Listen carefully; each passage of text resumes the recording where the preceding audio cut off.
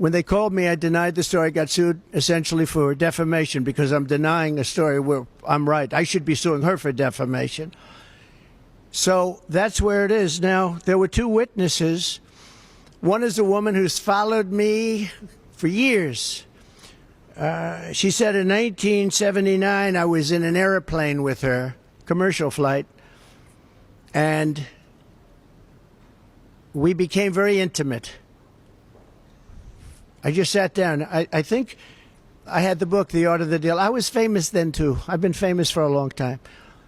And we're sitting in first class, according to her. Never happened, by the way. Totally made up story. She's a Clinton person, too, by the way. Big Clinton person. She made up the story. And so many years ago, and I think it would be 1979. One of my many people behind me could correct it, but I think she said 1979. That's a long time ago. And I sat down. I believe I had some pretty big success then, and I was being talked about a lot. Maybe The Art of the Deal was out, sometime after that. I'm not sure. But I was well known. And passengers are coming into the plane. And she said I was making out with her.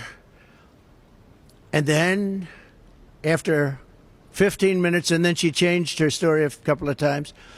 Maybe it was quicker. That I grabbed her at a certain part, and that was when she had enough. Now, so think of the impracticality of this. I'm famous. I'm in a plane. People are coming into the plane. And I'm looking at a woman, and I grab her, and I start kissing her and making out with her. What are the chances of that happening? What are the chances?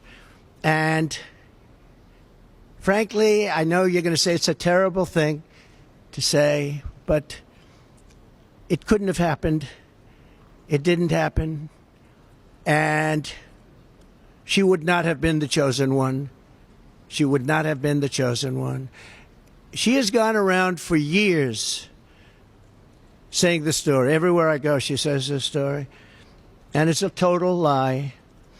Now, I assume she'll sue me now for defamation like I got sued by E. Jean Carroll, who interestingly said she's been hurt, damaged, but she's made more money since she did this than she ever made in her life. She gets paid a lot of money to go talk bad things about me. So remember this whole thing started, along with just about every other case I'm involved with the political campaign of Harris, and who's having a bad time because she can't talk, of Harris and Joe Biden. This was election interference. It all is. It's all fabricated. But fabricated in front of very friendly judges for them and in very friendly areas for them. If you get a jury, it's very hard to win in a jury where you have 3 or 4 or 5% Republican votes. Very, very tough, actually. Two witnesses. One is named Jessica Leeds. So she was up again. She can't get rid of her. She was up. She said I was in an airplane doing that. A couple of things. You have an armrest in planes back in those days. Oh, by the way, she didn't know anything about the flight, where we were going. I was in very few flights. I was a New York guy building New York buildings. I was in very few airplanes, I will tell you, in those days. 1979, I think. It's a long time ago. But you had the armrest. And in the old days, they didn't move. Okay?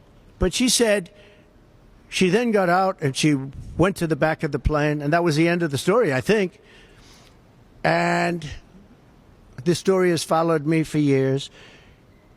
But just to finish with her, Jessica Leeds, no police reports, no witnesses, no corroboration of any kind.